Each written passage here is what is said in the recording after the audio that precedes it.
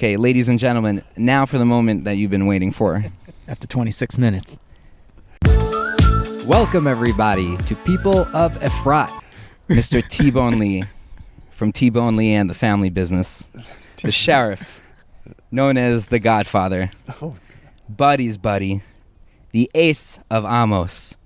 And the chimichanga chomper himself, Tom Shiffour. Mm-hmm. Tom, you've been sitting with us for a few minutes already. Just give us, like, what's happening right now for you? In what way?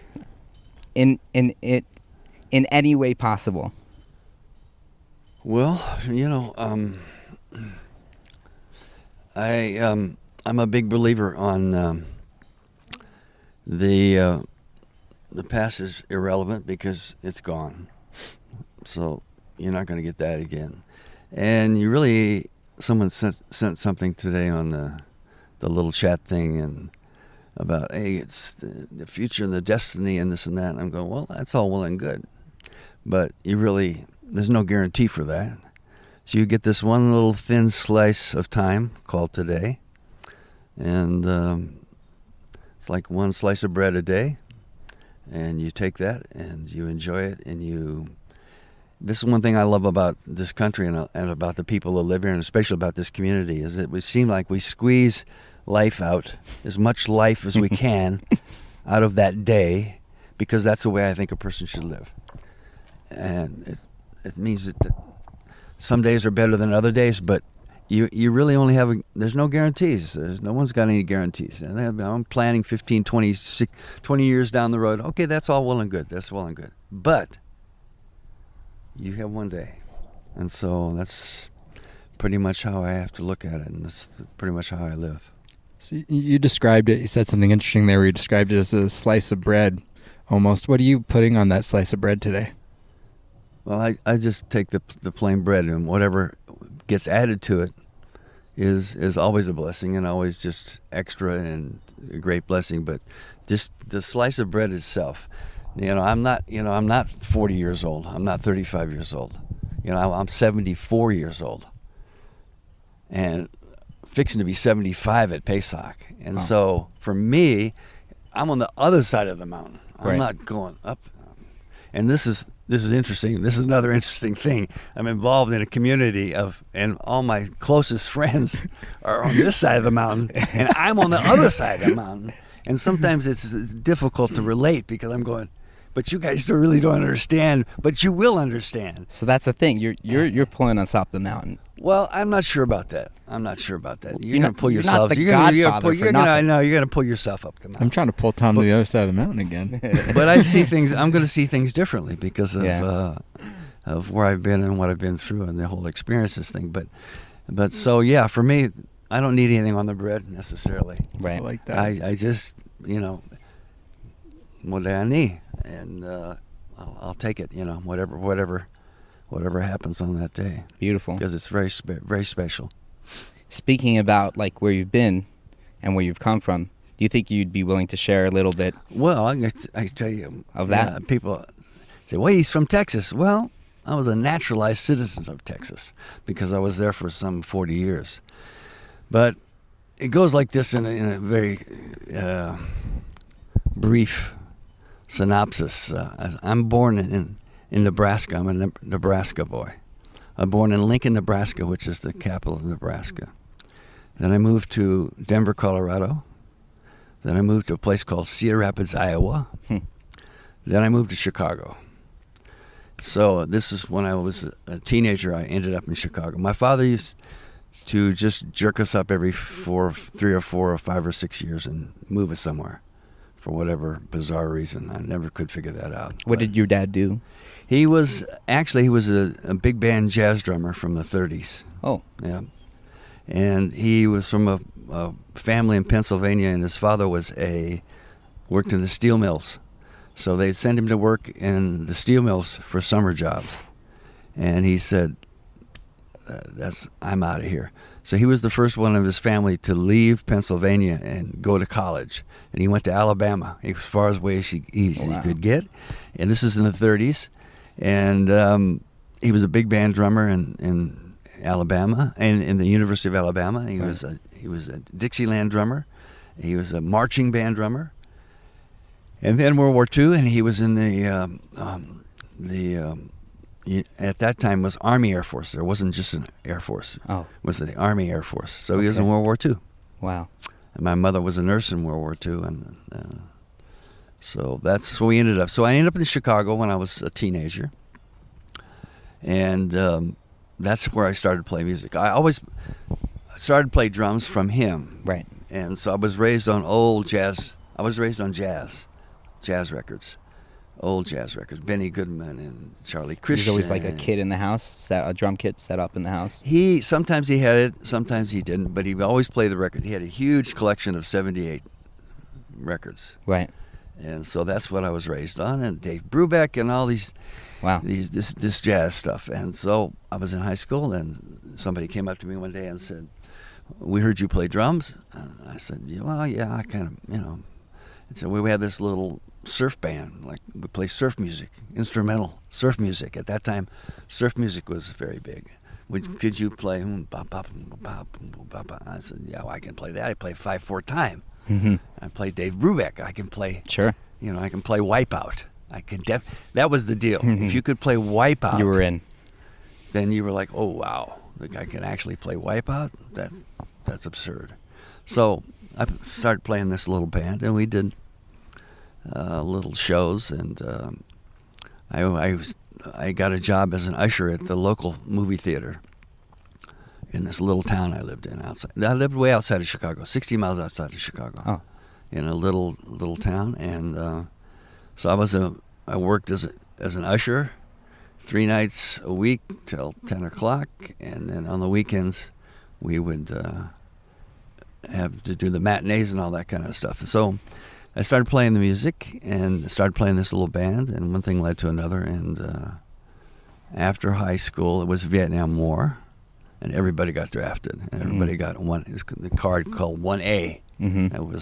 And nobody in Chicago got out. You could go in there with one leg, and you would still get 1A. Wow. And somehow or another, I got out through my allergist and so forth and so on. And so we started playing music, and one thing led to another, and we used to hang out at this record store, just like a movie. We'd hang out at this record store, and they'd have all these 45s come over from England, and we would listen to them. And this and British that. rock. Yeah, it was like, then it started to progress from instrumental surf music into more of the British stuff, and we listened to it, and someone sent over a record, and we got a hold of a B-side of a Van Morrison, Them. He was in a band called Them at the time. Okay. And the A-side was Here Comes the Night, which is a great song, by the way. And the B-side was Gloria. And so, well, we could play that because it's 3 chords. And so we played it, and to make a long story short, these guys came, and we made records. We made records originally on 4-track, only 4-track machines. Wow. There's only such thing. There's only 4-track machines. So what? How would that work? I guess it was just you were in a big room, your core instruments. in a big room, and they baffled you off, and we were just like a loud, raunchy kind of, and they never experienced anything like that. It's so loud, we don't even know how to record it, and they baffled out. There was only 4 tracks. There was no overdub, so one had to be vocals, and they would stick mics here and there. It was very, very difficult. And then the whole business thing happened, and then we started going on the road. We started playing like locally. We played in Illinois. This is like in the mid-1960s? This is like 64, 65. Okay. So we would go from Indiana, we would go and this and that, we'd travel, and then the record started to, we made a record, and it went big, and then we started traveling, and we would drive. But the problem was that the booking agent we had booked people like Harry James, which was the jazz trumpet player from. It's not the same act. No, it doesn't mesh. So they would give us itinerary out of 30 days. Yeah. They would give you an itinerary that was maybe 24, 25 days out of 30. Right. Of one-nighters. Oh, wow. 300 to 500 miles apart. And who was doing the driving? All of us. Uh-huh. I get nauseous just All of thinking us. about that. Unreal. You've done a that's bunch a of that joke. too. I've done that. Because It's not you would good. be like, you get done playing Yeah. at 1 o'clock in the morning, and you'd have you're looking at a 300 to 500 mile drive to the next place, and you Unreal. get there in the morning, and anyway, it was a nightmare. Yeah, some And you van guys or had something. you guys had those. You told me once you did like the shoots or the photo ops or something in between. It wasn't just the shows. Any city you went to, in meet those and days. greets and stuff Uh-huh. like that too. So you don't even get to You don't rest. really get any Oh. break. Tell the story of that hotel room or something that you went into with like looked out on a brick wall or something. What That was it? in New York. The first time we went to New York, so we thought we were hot shots from Chicago, and so they booked us in New York. We played a place called the Phone Booth for 1 month, for 4 weeks. Okay. And we stayed at a place called Hotel 14. I'm not sure. I can't even remember where. It was close to Central Park. And we go there, and we had a converted school bus at the time, which I'm surprised I made it to New York. And they said, where do we park the bus? And they said, well, you can't park it anywhere here. What do you mean here? Nowhere in Manhattan. You have to go to across the bridge somewhere. Oh my gosh. And then in those days, it cost a minimum of $10 a day to walk out of your hotel room to survive, to eat. Yeah, it's New York To City. eat. And that way you'd find some little greasy spoon somewhere that you could get some eggs and hash browns or something. Right. And maybe a deli sandwich later after you played at 2 in the morning. Oh Lord. And yeah, the windows, it was one big I mean, huge when I room. think of like the rock and roll lifestyle, I'm not thinking of this kind of like grind. Well, this is before, You know? and this Yeah. is before fancy buses. Yeah. This is before fancy hotels. Yeah. But we did some interesting things. We got to play. Anyway, you go to these Yeah. cities, and every city you went to, you had to go to the radio station, Right. the local radio, and schmooze with the disc jockey Right. that played the records. Okay. And then they would say, oh, we want you to make guest appearances, like 4 places. Who is requiring this? The record label? All of it, the whole the machine. mechanics of it all. Got it. And so you'd have to go and play 2 or 3 songs on somebody else's equipment. Okay. And you have to talk about your records and what you're doing, and it was so dismal. I mean, it was Right. like beyond belief, because I was only interested in actually playing music. playing music, the business side of it, and the whole atmosphere and the whole lifestyle. As Right. far as I was concerned, I was from Nebraska, for crying out loud. I mean, Right. it was just. But we did some interesting things. We went to L.A. We were on American Bandstand, and where the action is. Those are the big Dick Clark shows at that Mhm. time, and we got to play with. Interesting. I got to play with Little Richard one time on his that's fun. TV show in Canada. We got to play with Otis Redding Wow. on. He was on the TV show, on American Bandstand, and It's the first song I learned how to play on bass. Dock on the bay. Dock. Sitting on Dock sitting on on the the dock of the bay. And he was a great guy. He was a great guy. And we were in L.A. and there's Unreal. a lot of different people we got James to Brown. meet. Didn't So you when- meet James Brown too, or something? Met James Brown, but He said something like he met liked James- you. He liked He your guys' liked stuff. he liked one of the songs. No one of big our deal. songs. Yeah. No big deal. James Brown. We got Just James to- Brown. We got to sit in with Wilson Pickett's band in Detroit, Ooh, which that's was a very good interesting. band. And this is when Wilson Pickett was just starting to be popular, and they said, "We'll take you to this club. We have to take you because it's in such a certain part of town that you guys are just not going to go there yourselves." So we went to there, and they let us actually sit in and play, and Wow. it was great. Buddy Miles was his drummer, by the way, at Oh, that really? time. Buddy Miles was Wilson Pickett's drummer at that time. You got good picks, man. And it was fun. So that didn't last too long for me. I think by the time I was 20 years old, Yeah. I was Done with pretty it. much done. I couldn't do it anymore, and I was the first one to quit. Right. And so then I still had to deal with the draft, with the Vietnam Right. thing. So I went to a Chicago Academy of Fine Arts. I was an artist. My whole life. I did interesting pieces of artwork. Well, give us like Well, it's hard to an explain. idea of maybe one It's hard to thing. explain. I did these turpentine drawings. Actually, there's a few of them that are still around, and One guy just saw one that was up on auction, came up on auction. This is a part of you It was one of my about. paintings I did in art school. I did acrylic, these of jazz musicians usually. So this one, he writes me and says, "Is this your painting?" And this is Connor from the guy that Good job, Connor. that did the reunion in Chicago, wow. the 50-year In reunion in 2016? Chicago, which just came out. They finally put the CD and the booklet out. It just came out last week, after all these years. So Connor writes me and says, "There's a painting that's up. It's supposedly yours, and is it yours?" And he sent me a picture of it, and I said, "Yeah, that's definitely mine." He said, "Well, I'm bidding on it." And so he ended up buying it. So there's a few of them out there. My daughter has some. There's a guy in Austin, Texas that has a bunch of it, but he can't find it. And then a lot of them I had to burn, but that's another story altogether. That's gonna happen in the next podcast. Part 2, we're going to talk about that. Okay, so anyway, For sure. so I went to art school and I started playing, And that then- was a different story altogether. Right. So Joe Kelly, the guitar player from Shadows, he quit too, and he had a band called the Joe Kelly Blues Band, which was unbelievable band. He had 2 horn players and a trio, and I played drums for him. So I played with him locally, and I went to art school for a couple of years. Wow. So Chicago was a place. This is where already 68, 69? This is no good, 69, almost 70. Okay. And so Chicago's a weird place. If you don't get out of Chicago, it's like this weird gravitational magnetic that people live in their houses that their great grandfather lived in. They Wow. work in the same factory. They work for their father. And I could count on really on one hand almost the people that got out of Chicago for good. It's hard to get away from Chicago for some reason. Mm-hmm.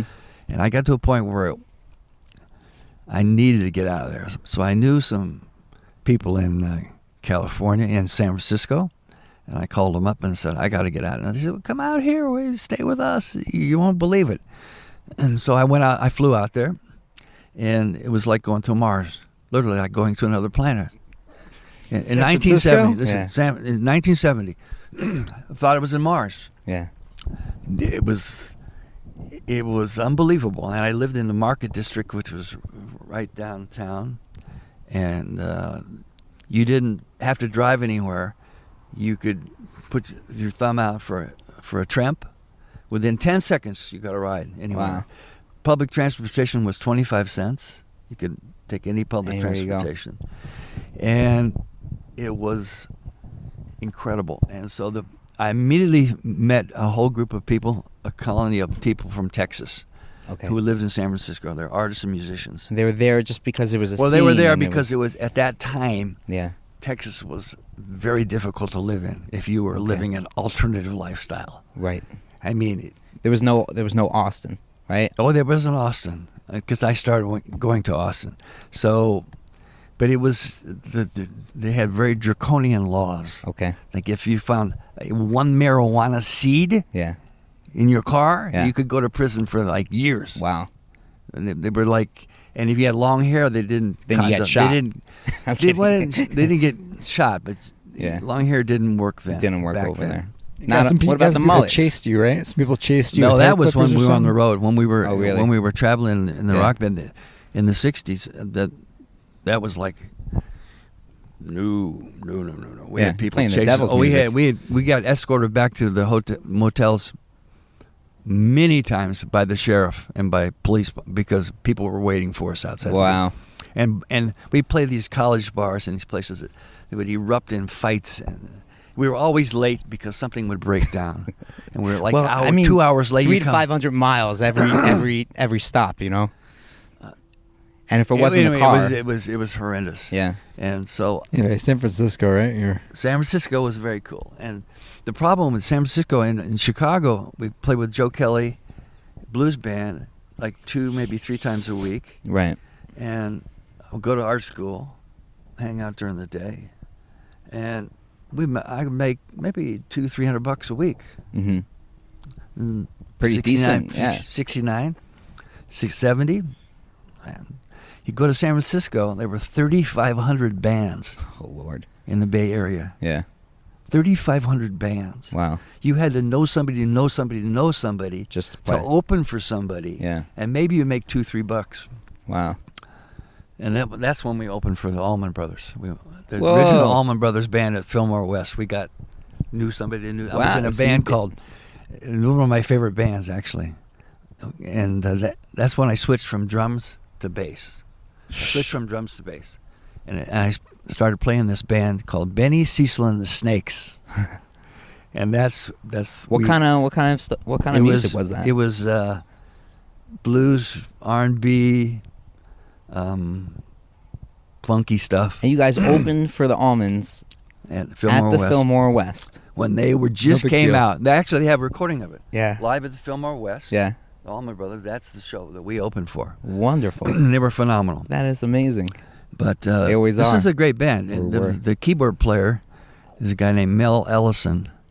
And he turns out to be one of the very underground famous jazz saxophone players in New Oh York. wow. No way.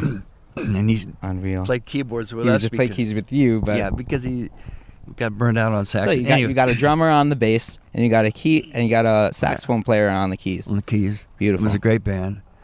And so we did that, and then I got involved with going back and forth to Texas in the band called Cross Country. And it was literally the first country rock band. This guy was a country musician and said, I needed really some kind of funky, and so we put a rhythm section behind him, and so I go back That and is forth from awesome. Austin to San Francisco, Austin to San Francisco, Austin to San Francisco, and Eventually, you just decided to. Let's fast forward a little bit. Let's fast forward a little bit to your life in Texas, and that you told me a little bit about the farm and the land and the animals family, you had. you're right. Just want to hear a little bit about that, and then I guess you came from there here, straight here, straight to Efrat. right, straight to Efrat. Let's hear a little bit about So that. I got to Texas, and then I met Deborah in Texas through our daughters, and I I wanted got that married Deborah on, to Deborah's gonna have with to the great come on. shidduch from our daughters, and so we got married, and so we started living in the country. She's a country girl, and we lived in way out in the country, 60 miles from Austin, for 10 years on a place, and then we moved from that place to another place even farther out, and we had horses, we had goats, we had 20 some goats, we had 50 chickens, we had organic gardens. Did you really shoot your dog? No, we didn't shoot my dog. There was a story about a dog and the neighbor. Oh, and he kept my getting in the neighbor shot our chickens. dog. Oh, your neighbor Yeah, shot he your shot the dog, but he had right to. And in the country, dogs can't run around. They have livestock. They've got calves that are worth thousands of dollars, and so this dog wouldn't stay in the fence line, and he said he had to take her out. So that's the way it is. But That's the way it is in Texas, huh? Yeah, that's the way it is. But the country was good, and when we moved here, my wife and I used to do tours here every year and a half. Let me back up a little bit. Sure. How did you even get here? That's- and why here? That's how we did it. Yeah. We used to, for some reason, Deborah and I both got involved. We got Kumashim. We got involved in Tanakh and Torah Wow. and Judaism, and we started to study and said we have to go to Israel. So we said, well, we'll just take a tour. So we would What year was advertise. this? We would advertise. I don't even know how we advertised, but we would take 25 or 30 people, and Yeah. we would take anybody. Oh, so you guys would lead tours? We'd lead tours. Wow. Deborah did all the man. She could do a 10-day 5-star tour Wow. for like $2,000 in those days. Wait, This when is way was back. this? What? I think we got. This is back in early '90s. Okay. Early '90s. So every year and a half, we would bring 25, 30 people here. Wow. And the first time we came here with our first tour, we brought a bunch of our friends and certain people. One guy from Idaho we never even met before, and he ends up in Safadi, still there. Wow. Never left. Wow. He's still there, Baruch. He's up there somewhere. Baruch Solomon. He's up in Safat so somewhere. great. He came one time. He came on one trip and he never left. Beautiful. They got some good Kool-Aid up in Spot. Yeah, for sure. The air, for sure. And so we would go every year and a half. We'd bring people over. And the first time we landed, I remember the first time I walked. In those days, it was the old airport, and you had to walk down the stairs. And my foot hit the ground. I said, "This is where we have to be." And so we had made plans to come and this and that, and the tours. We would bring the tours, and finally, Nefesh B'Nefesh opens up. We say, "Okay, we're going to pull the trigger. We're going to do it." And we had this big place in the country, and we had all the animals, these kids, and the grandkids, and that's another story altogether. Right. And so we come over, and Deborah comes over for a pilot trip, right? So they take her for 2 weeks, 5 places a day, and we knew the whole country because we used to come so many times. And then one time we came for a month, Deborah and I, and we started in Rosh Hanikra. Yeah. And we ended in Eilat. Oh, wow. That's 30 really days. We were here for 30 days, just the length two of of the us. country. And we rented cars. Wait, how many days did you do that? 30 days. This is before, so way you really before the did it. Intifada, any of those things. We started there and we ended in Eilat. Wow. So we knew the whole country. Yeah. And pretty much in places. And so she looked all different places to live. Ma'ale Adumim, this, and they take her everywhere. So she was running out of time. This was the last day. She was flying out the next day. She still didn't find anything she really felt good about. Right. And I'm still working in Texas. Right. And the lady says, "One more place I want to take you. A place called Efrat, outside of Jerusalem. You got to just look at it." So she comes out here. See, there's one little apartment available down here. She walks in the front door and said, "This is it." Boom. That's all. So you don't want to see the rest of the place? Nope. That's that place on Pitom And Torah. this place we've been for 10 years. Wow. Same place. Beautiful. Which I might not be too much long, but it's... That view over there. You walk out onto your... Well, it was at the time there was nothing there. Right, there were no other houses. There was no village. There was nothing like that. Wow. It was wild. And so the landlord wasn't even in the country, and she flew back the next day, did the whole deal on the computer, on the internet. Wow. And we came over. Unreal. And what year was that? 10 years ago. 2010. Beautiful. 2010. It's funny because I remember 2010. it was right before Meira was, or maybe she was born. I don't remember. You guys came to Efrat at the same time. Roughly around the same time. But when I moved out of our first place here, Yeah. I hadn't met Tom yet. And I remember Baruch was moving into our place, the Ganses moving into that place, and there was that tube that we had built for the dryer to go outside. Yeah. And someone's like, Oh, we that. needed to seal it up because we had I remember broken that. through the wall. That's where you used to live? Yeah, and so That's right. someone's like, call Tom. So I was That's actually right. messaging with Tom. I had no idea who he was. Yeah. But he was the guy who was going to patch up this That's wild. gigantic hole to the outside Wow. of the house. Unreal. And then he ends up living across the street from me. Right. And then we've talked about this many times. I said, well, how did we even meet? And I don't remember. I And don't neither one of remember. us know. Neither one of us remember. Over a pile of fish juice. Same here. Huh? Over a pile of fish juice in the shuk. Oh, you do know. No, I don't really know. Yeah. I just remember playing with Tom Yeah. the first time. Wow. I think someone was like, Oh, you guys should that's play right. together. You lived in you lived on our street.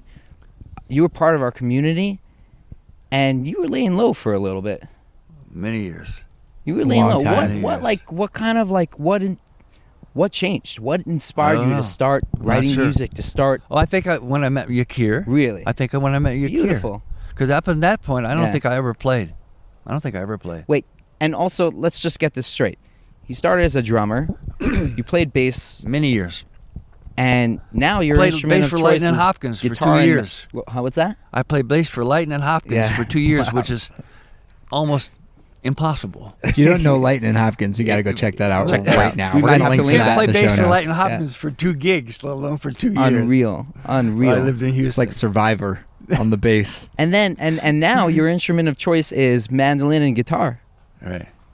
Unreal, Tom. And soul singing. Okay, I want to get into a little. There's so much I want to hear from you on. I mean, there's also your Torah. My Torah? This is going to be a 4-part There's some series. Torah with that Tom. you've given over that has been absolutely mind-opening, and I feel like some of your music is that. So I just wanted to ask you a little bit about your music now, and one of my favorite tunes that you've written recently is "Strength in Your Hands."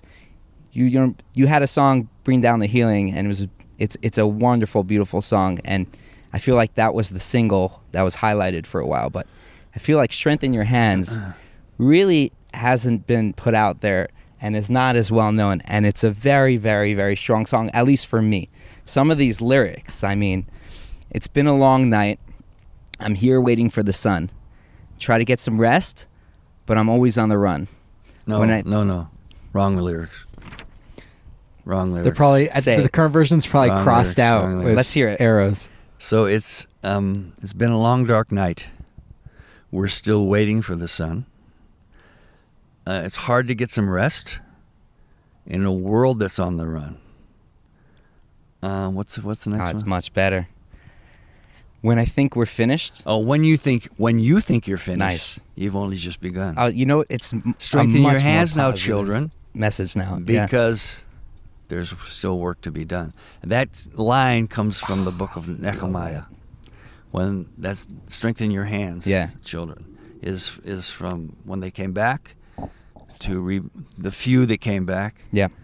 to build the temple. Then they had to pretty much strengthen their hands because they had to almost work and with a sword. It says in one place with a tool in one hand and with a sword in the other hand. But you have to understand the whole thing about the music, the songs, because they all came out of this mandolin. Yeah. And so this is a good story because we used to play a house band in Toccoa, Right. At Amos. which one of our different I can't remember how many names we had. Any different Fathers and lines. Sons. Those fathers and sons There was usually a played. bunch of different ones. Yeah. So. And so after one of the gigs, we're packing up to go, and I happened to mention this. I think maybe Dove. Oh man, or you maybe. I don't know who it was. I said I love the sound of a mandolin. I've always loved the sound of a mandolin. It's got a great sound. So we're leaving, we're packing up, and they say, "Come back out here." You said Wasn't my I was there birthday? that night. It wasn't my birthday, was it? This was a special I night. don't remember if it was your birthday. I was No, there it wasn't that my night. birthday. Say, "Come back out here. We you have said something no. for you." You're like, nah, I'm done. No, not coming back. He said, no, you have to come back out here. We have something for you. And I come back out, and they open this, and they give me this unbelievable mandolin. And Muggin' with a card David on it. Yeah, then that back is, if you have to know what pinstriping is. You guys are too young to know what pinstriping is. Pinstriping they used to do on cars back in the 60s. Mm-hmm. They pinstriped all the cars. So they found somebody in Colorado that was a pinstriper still. And I think it was a lady, and she put the Magen David, and she put a Texas star, and anyway, it's beautiful. And they said, we know that you love a mandolin, and we have a mandolin for you. And there's a card with 35 guys, brothers, and their wives that chipped in to buy this mandolin for me. And I said, I was blown away. And I said, yeah, but there's just one problem. I don't have a clue I don't even know what this thing is. I remember they asked you to play some, and you're like, I said, okay, now I'll figure it out. then I went home, and so I immediately, Mandolin for Dummies, downloaded something and it showed me chords. And I said, but the neck is like, this. I'm a guitar player. So to make a long story short, I learned, I still only know 4 or 5 chords. But the minute I touched the mandolin, songs started to come out of this mandolin. This music. And some of them were like verbatim. I would just sit there and write them down. And they're still coming out. They're still coming out. I mean, They're still coming you've out. And written this is one tens of them. and tens of songs. There's probably, there's what, 15, 20 of them now. Something like that. I can't wait to hear all the new stuff. I absolutely can't wait to hear it. One more lyric I want to ask you about. All right. Okay, now let me know if I got it right. One end to the other, got no regrets. Born into the family business. Right. That's the last verse of that song. Yeah. Yeah. So what's that all about? What's the family business all about? Well, the family. I've heard a little bit, but I want to know more. Where did I say that? I can't even remember now. But the whole thing is I believe that the work that we as Jewish people, and certainly we as a community, and certainly where we're at in the mighty Gush, which is the Gesher, the bridge between Yerushalayim and Hebron, it's a family business, and everyone has a job in the family business, and no job is more important or less important. It's just the family business, and the family business is to bring redemption to the world, and to bring the truth of the light of Torah to the world, and the truth of the one true God for all mankind. We're way too myopic, looking at ourselves and our own little isms and schisms. No, this is the family business that was contracted and covenanted with Hashem, is for this group of people to take his message and his entity and his spirit and his presence to the world. That's the family business. And everybody's part of that family business, and everyone has a job to do in that family business, and each person needs to figure out kind of what that job is and show up for work and do it from one end to the other, which beginning to the end, wherever you fit in that situation. What a message, especially, you started speaking about the family business way before there was ever a pandemic in the world. Now more than ever, it's so important to keep this thought in mind and to be taking care of each other, and for us all to do our jobs. Yep. Wow. Tom. With that, man, I'd just like to thank you so much for coming. You're welcome. And chatting and hanging. We're definitely going to have to do this again. And I'm really looking forward. Next time we play. Oh, yeah, for sure. Play. The Chimichanga Trio. We'll bring back Shiloh the Nation. Chimichanga Trio. Oh, Chimichanga Trio. The Shiloh Nation. Nation Changa Trio. The Shiloh Changa Trio. Shiloh Nation. Yeah, Shiloh Changa Trio. The Shiloh Changa Trio. We did a Shiloh Nation That was gig. We did beautiful. one That Shiloh was a great Nation gig. And we had gig ever. We had the infamous Ralph Katz played guitar that Yes, night. Righteous we did. Ralph. Righteous Ralph. Yes, we Was did. on guitar that night. And harmonica. That's right. Oh, baby. That's right. We need Gotta to do We that get him again. out here in the forest. Where We'll are have we, to by be the way, here. Hershey? Just to give a little tip on where we are. So we're right now. still in Efrat, right? Yeah, we're actually in Efrat. You can't imagine how beautiful and scenic Efrat is. There's all sorts of different scenic views and scenic places. There's pine cones. There's pine cones here. There's a lot of trees here. We're in just one of the many beautiful parks of Efrat. Tom, do you like pine cones? You don't have to. They burn well. They do. They burn well. But the needles, not so much. Hershey, do you like pine cones? I love pine cones. My son, Noam, is obsessed with pine cones. He collects them every time we're here. This park, I feel, is like a tefillah park. Every time I've been here, I thought I was the only one. Talis and tefillin. And then I find some other person out in some corner doing their own tefillah. We're just in the middle of the Zayat neighborhood right now. There's a forest. This is I feel like it's like a nature reserve. Like, That's exactly coming what it's up like. here, you know? That's exactly what it's like. it's really wacky Yeah. because this It's ain't exactly like the what it's rest of like. Efrat, and it Yeah. just sort of goes. One time we caught a live mouse in our house. We didn't want to kill it. And we let it go free here. I'd like to think he still lives here. Did you give him a name? I don't know. Maybe my kids did. Sidkiyahu the mouse. Found him a little house. Keep going. It's working well. I don't know. What's the next kid's book? The Legend of Tar. I'm writing that one. Ooh, Yeah. that's a good one. It'll be released in a few years. We need to have Tar on the show. Tar will be on the show when we feature dogs and people involved with dogs in Efrat. How do we wrap this one up? Well, just like this. Goodbye, Hershey. Peace out. Goodbye, Tom. Thank you for coming. Thank you, guys. And again, Appreciate everyone, it. just, if you're watching this, then subscribe and like and share. And if you're listening to this, if you're washing your dishes or you're driving your car, or you're going on a jog and you're listening to this, then subscribe on your favorite podcast platform, whatever your choice is. And more, we're now going to be within a week or so, I think, up on Apple Podcasts. Yeah, about a Should be week up up on on Google Apple, Podcasts 2 as weeks well. from September 14th should be up on the Google, Right. on the Google machine, Beautiful. and Spotify, and the Stitcher, and the Story. Deezer. I gotta hear more. Oh, there's more. Gotta come back. You got to tell And the remember, you're part of the family business. You got to show up for work. next time. I want you to get into the park story. What part? The park story where you were just you heard the voice. Oh, Dallas, Texas. Dallas, Texas. That'll be part 2. Oh my That'll be part gosh. 2. All right. Thank you, everybody.